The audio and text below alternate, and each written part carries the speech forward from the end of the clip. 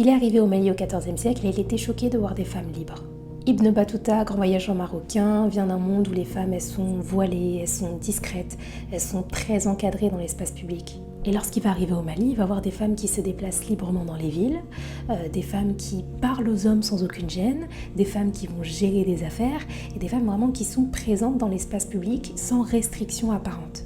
Certaines ne portent même pas le voile et pour lui, c'est incompréhensible. Il écrit carrément que les femmes maliennes ne se cachent pas des hommes et qu'elles ont une liberté contraire aux bonnes mœurs.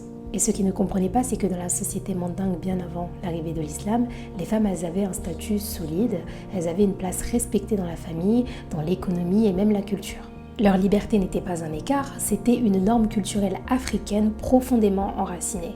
Et si Ibn Battuta avait été surpris, c'est peut-être parce qu'il avait devant lui une liberté qui ne demandait pas la permission d'exister. Une liberté née d'une dignité ancestrale.